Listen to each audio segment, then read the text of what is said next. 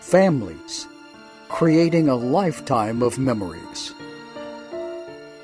Sadly, some families are denied these important moments due to the sad practice of alienation. These are families divided. Hello, everyone, and welcome to this week's edition of Families Divided TV. In this episode, Dr. Colleen Murray will be speaking with Helen Wheeler regarding psychological evaluations that are used in court cases regarding alienation. This can be both for parents and grandparents, so take note. I also wanted to let you know of our upcoming fall conference in 2023. We're already registering for that. We've got 33 people already attending. We're really excited. It's going to be a great one. It's on alienation, the truth regarding the trauma and abuse. Dr. Edward Crook and Dr. Jennifer Harmon are our co-keynote speakers. We also will be having presenting for us Dr. Josh Coleman, Lisa Rothfuss, Attorney Jordan Traeger, Dr. Mary Alvarez, Dr. Colleen Murray will be both speaking and moderating for us.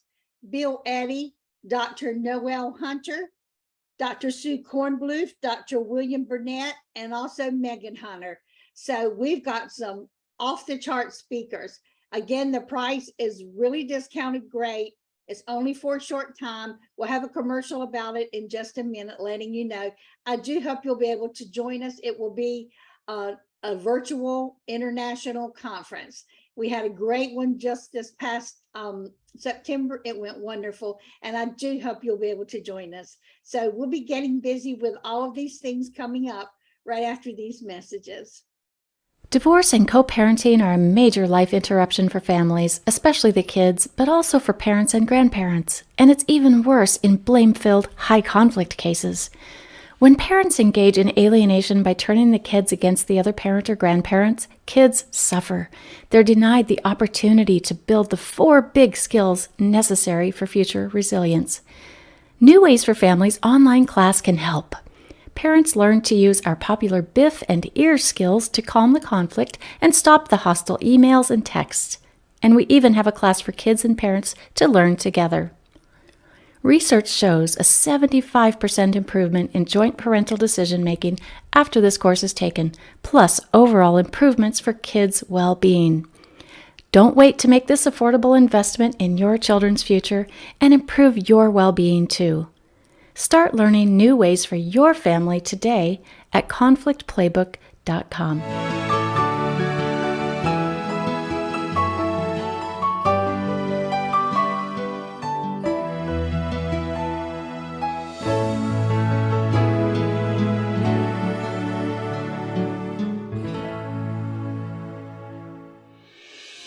Sadly, too many know the pain and trauma associated with parental and grandparent alienation. Family Access, Fighting for Children's Rights, will present an important international virtual conference in 2023. Alienation, the truth regarding the trauma and abuse, will feature world-renowned experts in the field of alienation. You'll join conference event coordinator Elaine Cobb and moderator Dr. Colleen Murray as they introduce you to keynote speakers Dr. Jennifer Harmon and Dr. Edward Crook. Plus, you'll hear important presentations from Dr. Joshua Coleman, Lisa Rothfuss, Dr. Mary Alvarez, Dr. Colleen Murray, Bill Eddy, Dr. Noel Hunter, Dr. Sue Kornbluth, Dr. William Burnett, and Megan Hunter. For a limited time only, you can take advantage of a pre-early bird special price for the entire conference coming next October. Join the many attendees already securing their spot for the conference Alienation, the Truth Regarding the Trauma and Abuse. Visit familyaccess.info for all the details. This special conference is being hosted by Family Access, Fighting for Children's Rights, Steel Partners Foundation, and PASCA, Parental Alienation is Child Abuse. Hello and welcome to this segment of Families Divided. When an alienated parent is in the midst of a legal battle, there are many strategies that their lawyers may present them with. And one of those strategies may be to decide if they are going to participate in a psychological evaluation. So today we're going to talk to one of our experts, Helen Wheeler, about psychological evaluations and their use in the courtroom. Welcome, Helen. It's a pleasure to have you here today. Thank you. I'm so glad to be with you. Been looking forward to this. Great. Well, why don't we just jump right in and talk about what advice would you give to a targeted parent that you're working with if they were getting ready for a psychological evaluation? The biggest thing that I start with is to encourage the parent to focus on themselves and their relationship with their child, rather than focusing on how bad the other parent is.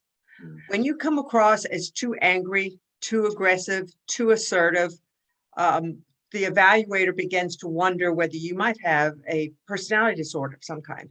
So rather than getting the focus on the other parent, focus on yourself and focus on the child, and focus specifically on what happened.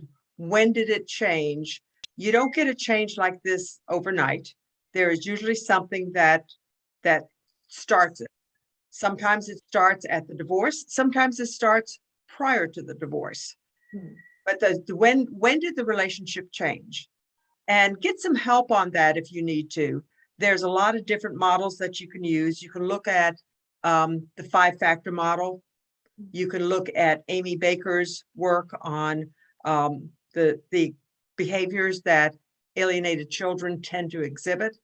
But keep the focus on that and realize that this is going to be a slice in time for you, and it's not going to be perfect. It's not going to be able to show everything that you want it to show. But if you keep the focus on yourself and your relationship with your child, rather than focusing on the other parent, I think that'll be a good start. So really having them be mindful, get in a peaceful state where they can access a timeline and really be able to talk about behavior with the evaluator instead of all the angsts that they have towards the alienating parent. One of the things that I've noticed is a lot of times by the time individuals get to me, they've already done some research on alienation, and they start talking about, well, they're all alienated and everything. And so I try and focus them back on, let's just look at behaviors. Let's just describe behaviors and let the evaluator put the information together. But if you start saying, well, this is alienation because of this, and they're doing this and that, you get the focus off, and you get the evaluator wondering, okay, so has somebody been coaching this person as to how to take this test, for instance? So I don't want to do that, but I do want to help them focus on looking at behaviors of themselves and their children, focus on when it was good, when it changed, what are you seeing now, and where do you go from there? And so I think the next question would be, when the psychological evaluation comes back, then how do you help your clients stay focused on what they need to do rather than what the evaluator did or didn't do, or wondering about what the alienating parent's psych evaluation might be? Again, if we keep the focus on the parent who's in front of me and talking to them about them, and let's look at almost every evaluation that I've ever seen, they come up with some good and some bad, some indifferent about the children, about both parents. And if they just keep focusing on, well, did you see what they said about the other parent? And did you see what bad things they said about me? That gets the focus off, and it gets them all angry and aggressive all over again, rather than being able to work with the child's counselor, to work with the guardian ad litem, and say, okay, what is it we really need to do, and keep them forward focused, rather than saying how the evaluator got it wrong and how, they need to talk to the evaluator again because they missed some things, they forgot to tell them some things. And then they get all back in that aggravated, angry response again. And that just isn't helpful to that. You don't think well when you're angry, and keeping yourself calm and focused on your child and how do we move forward is what I try and help people focus on.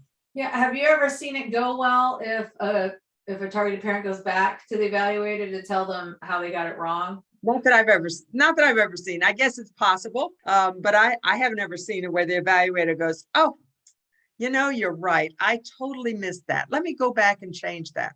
It just doesn't happen.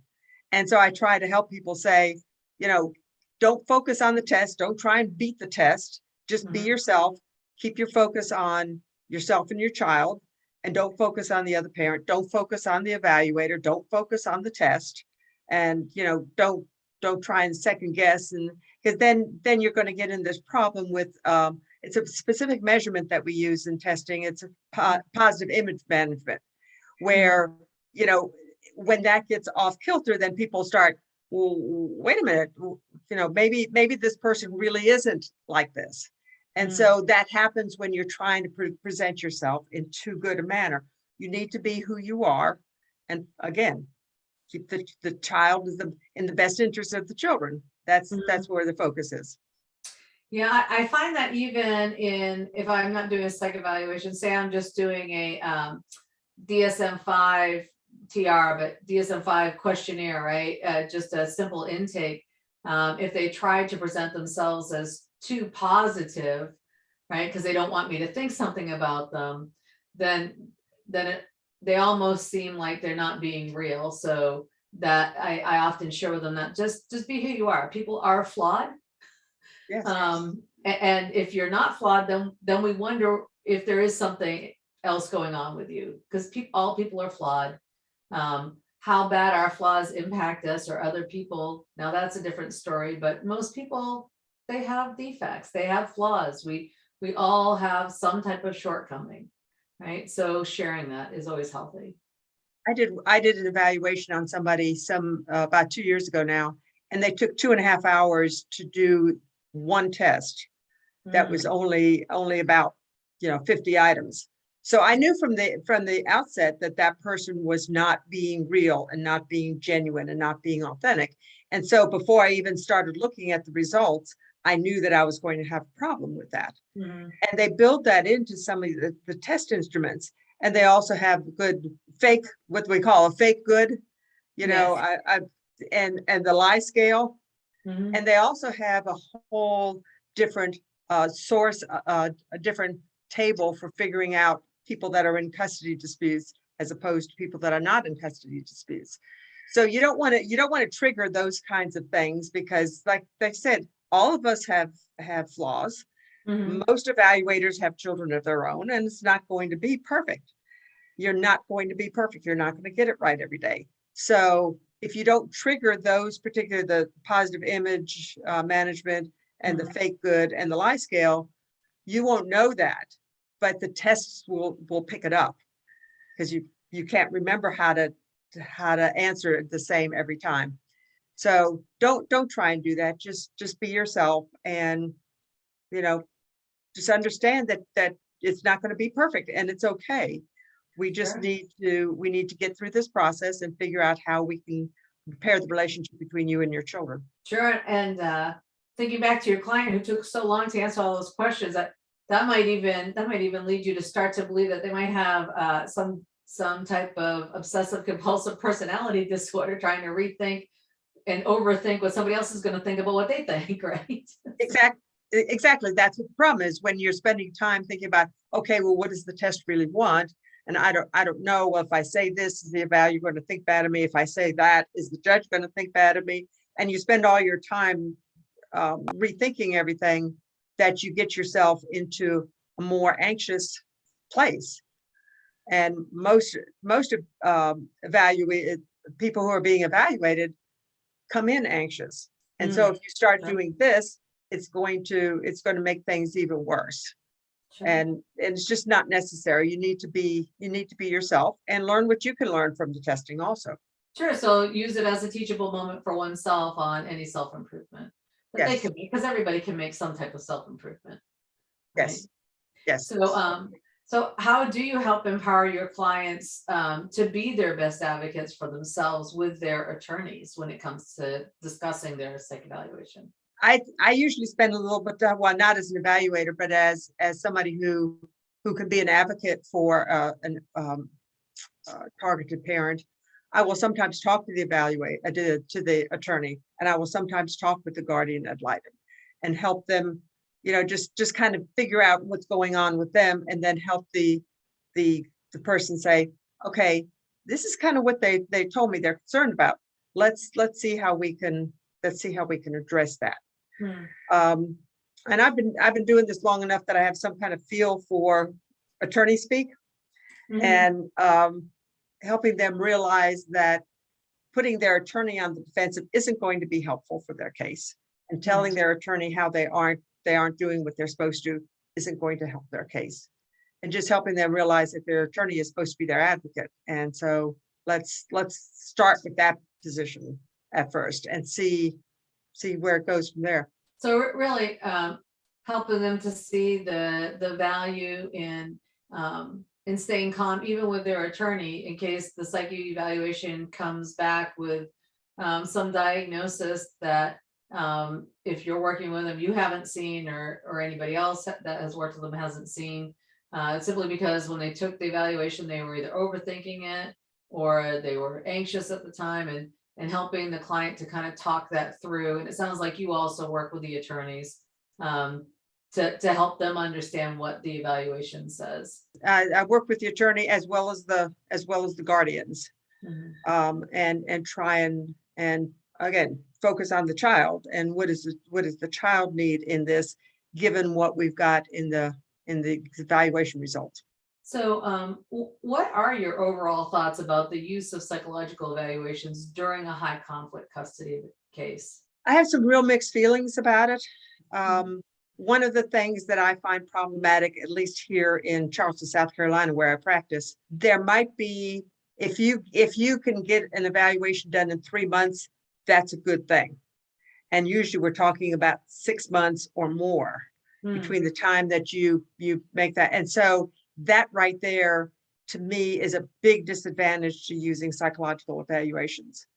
And that sometimes we don't have any choice because we've got such a complicated case that we can't sort out what's going on with the individuals.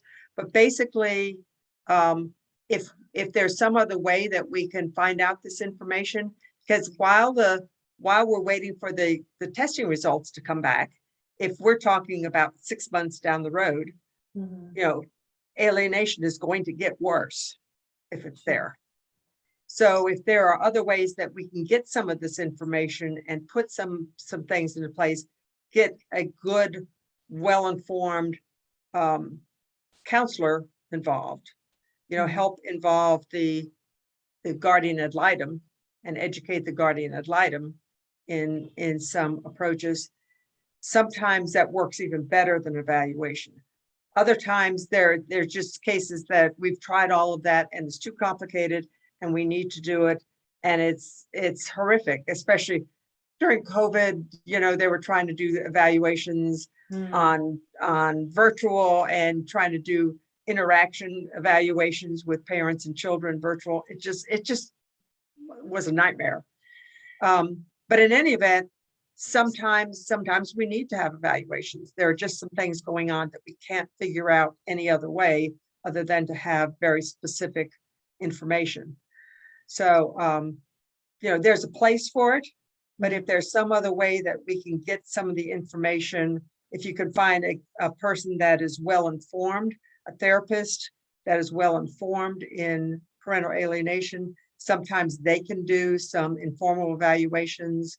I very often use Amy Baker's alienation questionnaire to give me a lot of information if I'm going to be working with the children. So there are ways around having to do the full evaluation. I sometimes do what I call a functional evaluation, where I look to see what's actually going on now. There's some parental alien. It's called the PARQ, P-A-R-Q. I've forgotten what it stands for right now. But it just looks to see what's going on, what's the relationship. that is not necessarily the full. So it takes me about 2 months to do one of those. So that's a little bit better. It's just a hard thing to figure out what is the best thing that you need to do to find out as much information as you can in order to stop and hopefully reverse the alienation behaviors. Sure. So it sounds like there's some pretty strong cons. If it takes a long time for it to get done, is it really the most effective instrument to use to help the court make a decision? Also, I think sometimes people get stuck in the idea that if we're going to go for a psychiatric evaluation, we're going to get a personality inventory, we're going to get an IQ test, and you may get some of those, right? Mhm. But you're telling us that one of the things that if one of our members of our audience is involved in something like this right now, is that although those are fine, there are other more specific psychological evaluations that can be done that are more informative than just doing an MMPI or an IQ test. Is that what you're saying? That's absolutely what I'm saying.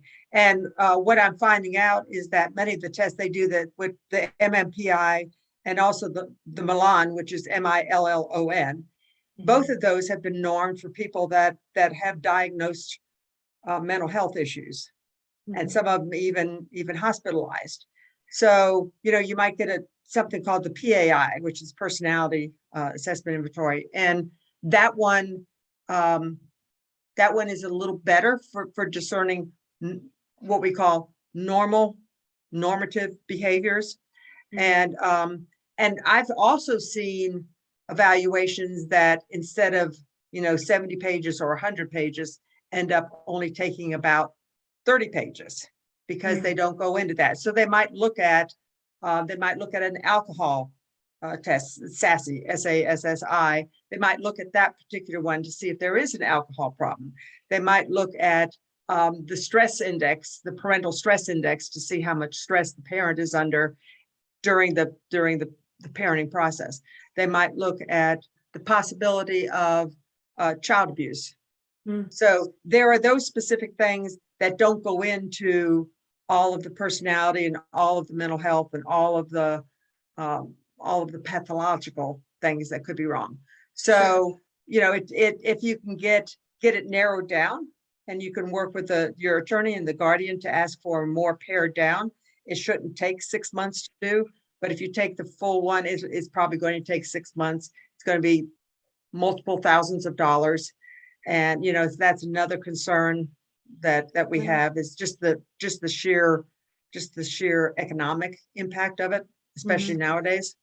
So that there are lots of things that say, okay, that when they say they're going to do that, go a little bit further with your attorney, go a little bit further with the guardian ad litem. Talk to somebody who's well informed about alienation in your community, and they can maybe give you some other ideas, like we've just talked about, other measurements and inventories and things like that. They're out there. It's just sometimes we don't know. We just go in and say, okay, do a parental fitness evaluation, and parental fitness is very different than a parental alienation evaluation. So I guess to summarize, what I hear you saying is that if one of the things that comes up is that the targeted parent and the alienating parent have to get a psychiatric evaluation, that it's good to have the guardian ad litem and the lawyers work with somebody in mental health field that's very versed in the different assessments that are available, so that when they write the order, they can write it for it to be more focused, instead of just getting a psychiatric evaluation, which would only tell us what your mental health abilities are or are not, and where they might need some psychological help. But we don't take kids away from their parents for having mental health issues. So that wouldn't really, I don't think that would really be helpful to the courts, unless it was a huge problem. And what I hear you saying is what would be more effective would be to have them write into the order evaluations that are more very, very focused on whatever the complaints are: alcohol use, sex addiction, sexual offender, parenting fitness, and those types of evaluations for the psychological evaluation. Is that what you're saying? Yes, there are, and that can be, you do that before you go to court. If it looks like the guardian ad litem is going to request it, or there's the attorneys know different judges, and they know when they're likely to ask for that. And so talking about that at the front end and getting the guardian involved and talking about that, like I say, I've seen cases that 8 or 9 months and they're still waiting for the results to come back. Sure. And that just is very, very destructive in an alienation case. Sure. Well, we are out of time today, Helen, but I just want to say we are so glad that you were able to join us today. We thank you so much for giving our audience the information that can help arm them to go and talk with their lawyers and really talk with their mental health provider that they're working with also to just really empower them. So thank you. Thank you very much. Appreciate it. Yeah. And for our audience, thank you for joining us today, and we'll see you next time on Families Divided.